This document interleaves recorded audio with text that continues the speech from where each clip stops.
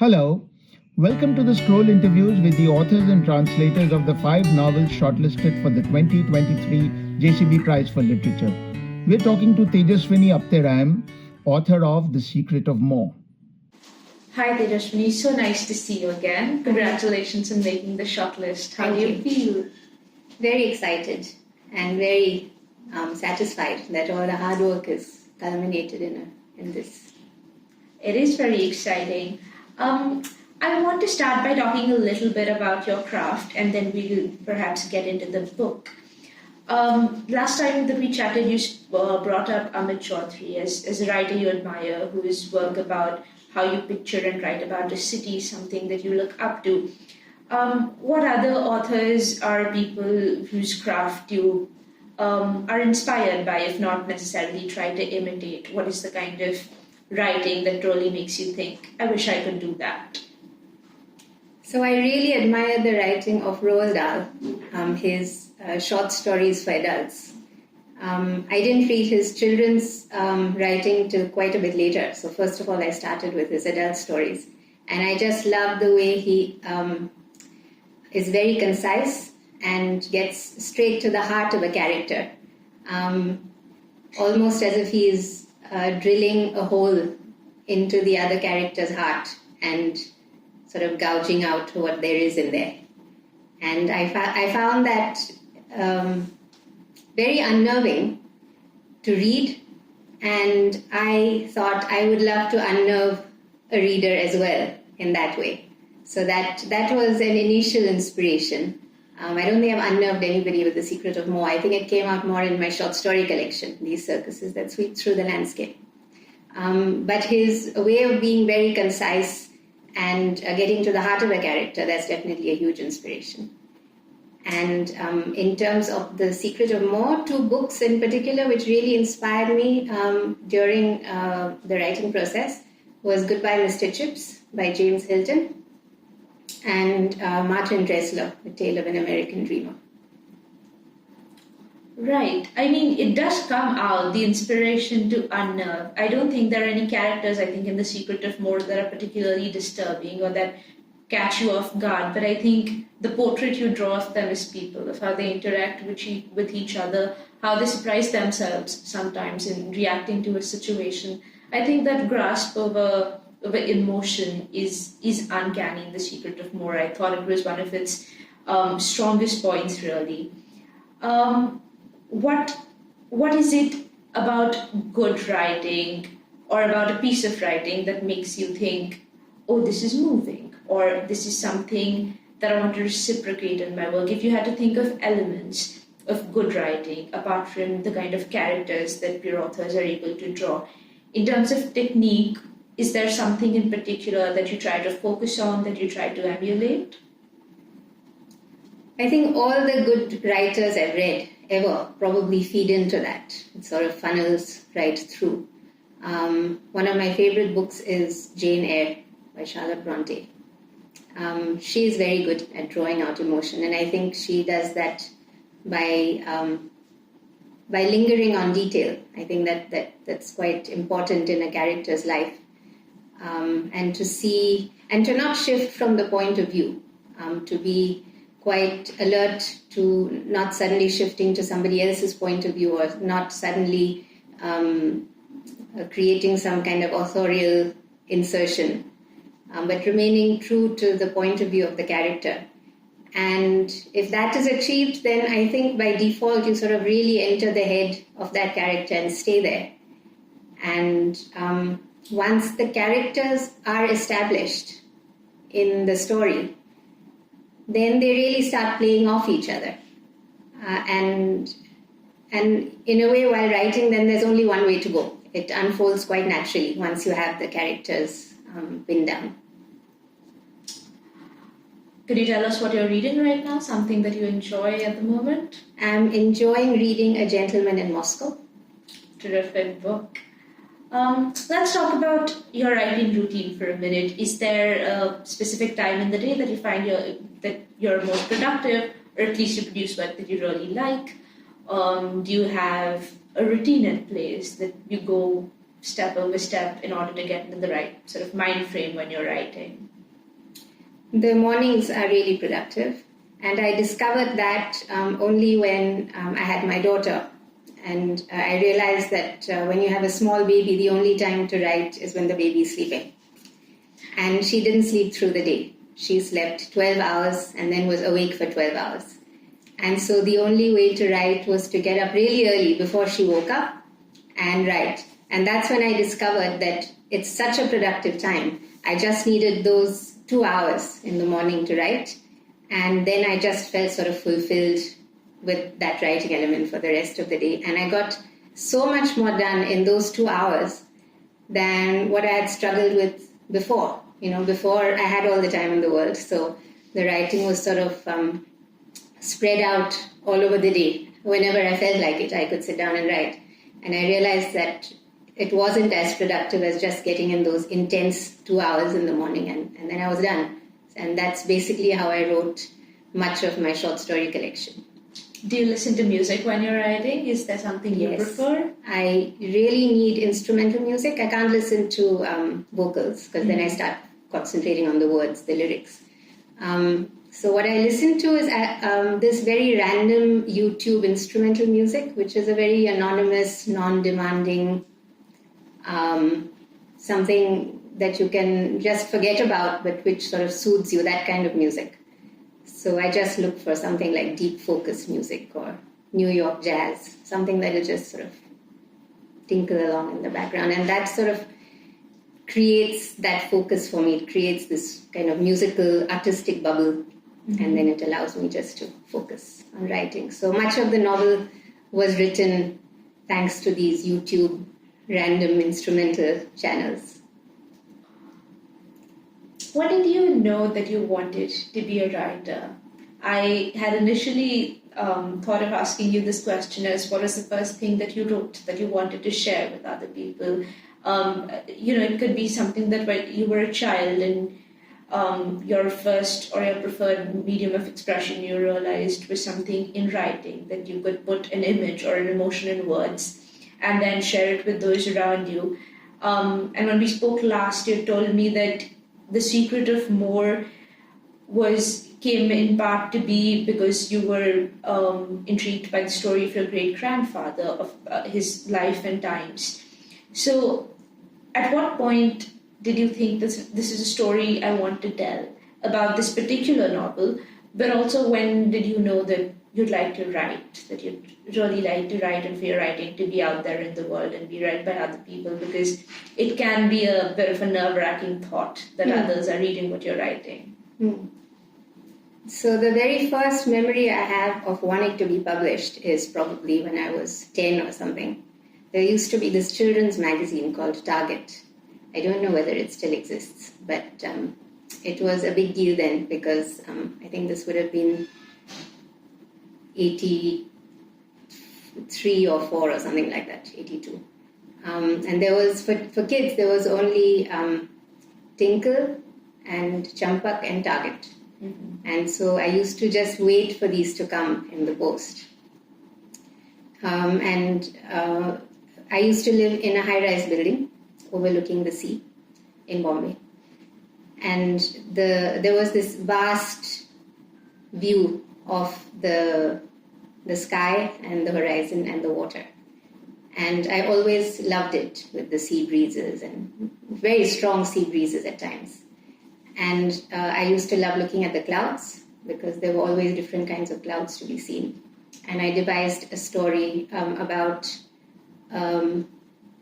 maybe it was a little bit morbid on my part, but I imagined stepping out of the window and onto a cloud, which there was something thrilling about the feeling that you might fall, but then the cloud will save you. So I wrote this story about a boy who does that. He steps out of his high-rise building and steps onto a cloud and finds himself in the middle of a battle of clouds, and basically finds he can never go home again because the clouds have sailed on. So slightly morbid. So I wrote that out, and I even put it in an envelope and addressed it to Target and never posted it. You went on to write better things, more hopeful, more beautiful things, I suppose. And what about The Secret of More in particular? It's a story, I suppose, that carries obvious interest to you because of the family connection to it. But beyond that, in the process of writing it, did you ever think, but why would people be interested in this? Is this that this is a story that I want other people to read? How did that come to you? There was never any question in my mind that it would be of interest. I mean, what could possibly not be of interest in this incredible trajectory of textile and silent films, and almost sort of an origin story of the Bombay we know today, with textiles and films both being sort of a commercial backbone of the city. And what really struck me was how textiles, films, and sugar doesn't appear really in The Secret of More, but in my great-grandfather's life, textiles, films, and sugar that was basically his trajectory, and that's how he made his fortune. And it struck me how these three were the signature industries of Maharashtra. So in a way, the fortunes of the state were his fortunes, and vice versa. It was the sort of microcosm mirroring the macrocosm. And I always thought it was a great story to take off from. Interesting. When we spoke last, you said that characters in the book sometimes became your friends, that you could not just leave them in the pages that you were writing them about, and that you would think through the circumstances that they found themselves in, or how they would react to a given situation by conversing with these people that you had made up in your head, that it became almost difficult to let them go when the book ended because they had become such parts of your life. I suppose that also extended to feeling the emotions they would feel if they felt betrayed in a moment, if they felt surprised in a moment. And that can be, I suppose, something of an exhausting process to feel not just the everyday emotions of your own life, but also live the emotional lives of all your characters so that you can be faithful in your representation of it when it eventually does come in print. What I wanted to ask you about is something that I often think of asking a lot of authors. Do you think somebody could be a writer, or somebody could be a good writer, if they don't feel emotion strongly, if emotional life is not a kind of cornerstone for them as they're going through their own everyday lives? I guess it depends on the kind of writing we're talking about. For example, there are books like the DaVinci Code, which have practically no emotional life in them. They are just plot-based, and yet somehow they work. I wish I could write like that. I don't know. I would have to dissect that novel again. Not again, I would have to dissect it. I only read it once, and it really struck me that these are essentially cardboard characters compared to the kind of literary fiction I would normally be drawn to. And yet they work. They race across the page. They make you want to keep turning the page. Mm-hmm. So I don't think it's totally necessary. You probably need to have a really, really strong grasp of plot if you want to do away with emotion. Right. I wanted to understand a bit more about how you go through your editing process, how you go through revisions. I suppose for some people that is the more difficult part than writing itself, deciding what to keep and what to cut out. Have you ever had, while you were sort of in the middle of drafts or handed something over to your publisher and they let you know that they want something to be changed or added to the book before they publish it? Or if you have feedback that you don't necessarily agree with, or your own sort of edit suggestions that you've left at a point and you're sort of coming back to, how do you go about that process of incorporating what your publishers or what even your sort of trusted readers, your family or friends tell you to add, not add, cut out, etc.? How do you go through that editing and the revision process once the first draft is out? So I absolutely adore editing. It's almost as good as the writing itself, because that's when I get a chance to really polish it. I love that process of really polishing it till it shines. And I have to stop myself to go on tinkering with it endlessly, which is where the publisher's deadlines come in really handy, because I need those, otherwise I would still be editing the novel. I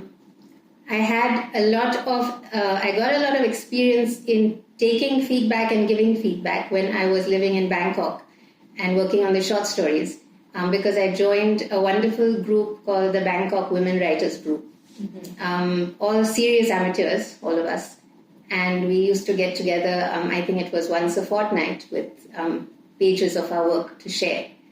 And I realized then it's an art to give feedback and also an art to take feedback, to not have a sort of a knee-jerk defensive response. And to really consider it. So I consider each edit or each suggestion very carefully. And then I decide whether I want to accept it or not. And by considering each suggestion carefully, particularly from the from really trusted readers, say my husband or my editor at Aleph, Ujita. She's a really good editor. And I know, I trust her that she's not going to suggest something if she hasn't thought it through herself, which means I'm going to have to think through it as well. And if I want to accept it, I need a good reason to accept it. And if I'm not going to accept it, I have to give the reason why I'm not accepting it. And that process itself makes me think really deeply about the writing and justify each part of it to myself. I have to be convinced. And if I'm not convinced, I have no hope of convincing any readers. Right. And let's talk about a different type of feedback. Right before you came in, we were just discussing that The Secret of More seems to have almost uniformly good reviews. People seem to have loved it across the board. But how do you, in case, if that is not the case sometimes, how do you deal with a negative review, for example? Does it upset you if a particular reader hasn't sort of read your book and then has voiced it to you in a publication or, say, on a Goodreads forum, for example? Does it upset you, a bad review? It upsets me if I feel it's not justified. Like if I feel that it's not a well thought through critique, then that's annoying. Let's say annoying, not more than upsetting. But if I feel it's a valid point, then yeah, I would like to read that kind of a valid point, definitely. Are there benefits to modeling characters after people you know? This question came as a kind of afterthought to me. What I really wanted to ask you that, apart from The Secret of More, when you're working on your short stories, for example, do characters come first to you, or does the plot come first? When you're just thinking of a story, even before you've sort of started typing it out, is it sometimes characters who appeal to you, or are you primarily drawn to plot? And that made me think of when you're sometimes modeling characters after people you know, if you are sometimes a character-based author and you're really drawn to a personality and there's some aspect of it that you want to bring out in a story, are there benefits apart from sort of the ease of being able to emulate a character, a person into a character, giving them that shape? Are there other benefits? Is it therapeutic, putting it to page people you know in some way? Yes, it is therapeutic because it's a little bit like playing God, isn't it? I can decide what happens to whom, and of course I would never base a character entirely on a real person. I think that's a losing game because you'll get trapped in the reality of it where you're trying to write fiction. But it would be more aspects of a real character. So a character might be based on various real people, just aspects of their personality that I've observed.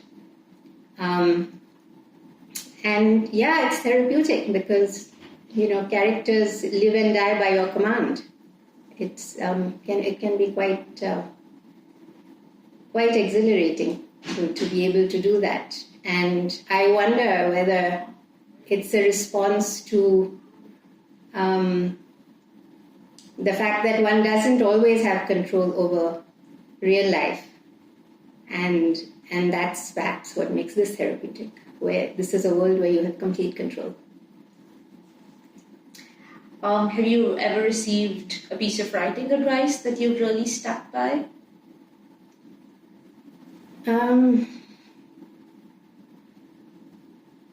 I can't think of anything in particular at all. I can't think of any particular. I like to read books on writing. That really gives me a lot of pleasure, because it's like listening to a fellow writer talking about doing the thing that I love doing. But there's no particular advice. I guess one thing that did stick with me was when I read Bird by Bird by Anne Lamott. And just the basic premise of that book, which is, I think she based it on her a memory of her brother doing a school project about birds. And the father said, don't get overwhelmed, take it one bird at a time. And that's really good advice. So that's something I've stuck with, not to get overwhelmed. So even when I wrote The Secret of More, I just focused on the next 2-3 chapters at a time. I didn't let the whole thing sort of make me feel like I'm drowning. This is my concluding question. Now that we're almost a month away from the declaration of who wins the prize, do the words literary success mean something to you? If they do, how do you picture this image of being a literary success? I think this right here, the fact that you're asking me all these really well thought out questions and that you've engaged with the novel so deeply, and hearing that so many people have appreciated it. That's it. I wanted to ask you about your choice of form and style for the Secret of More. It's written in a very realist fashion, right? It is heavily descriptive. It tells us in great detail about the lives and times of these characters that we're interested in. And I'd like to know how you settled upon this in a time when minimalist fiction is all the rage, where we're seeing experiments, with styles, with how people choose to tell these stories. In some ways, The Secret of More is quite traditional in how it exposes us to its world. I wanted to know a bit more about how you settle on that choice. Okay. So I don't think a minimalist approach would have worked at all in trying to present this kind of historical context. I wanted to make it as realistic, as visual as possible, without spoon feeding the reader. Of course, I don't like to do that at all, but make it as detailed as possible to be able to imagine that world in your mind's eye. And the subject demanded this kind of broad canvas. Just a sort of grand, taking that very traditional 19th century novel format. I was very aware of doing that. There's also the classic 3-part structure that I've used. So I was very aware of using a very particular traditional novel format, if you will. And I thought that this particular story would work best when told in that format. Having said that, I'm a great believer of minimalist writing, concise writing. I don't like superfluous words, sentences, paragraphs, and that is the approach I had taken very strongly in my short story collection. But that kind of very minimalist approach, I don't think would have worked in this case. It simply wouldn't have brought alive that era if I had done that. I am a fan of economical writing. I don't like the kind of writing that sort of rambles on, which is why I said I don't like to spoon feed the reader. I like to trust the reader that I say the minimum required and the reader will get it. So definitely, yeah. We know you've written for children before, a book called The Poop Book. Tell us a little bit about that and if you plan on going back to that anytime soon. I'd love to. I'd love to do more books with Kalpavriksha. I think it's a great group, the Kalpavriksha Environment Action Group based in Pune. They have a fabulous list of children's publications as part of their environment education outreach. And there is talk of one more book along the lines of the Poop Book, which I did with them, but on a different subject, but again for very small children. And the way the Poop Book was received by kids, by parents, by teachers was so encouraging, and it seemed to bring a lot of joy to people. So I'd love to do that again, for sure. But it won't be my main focus. My main focus will be literary fiction.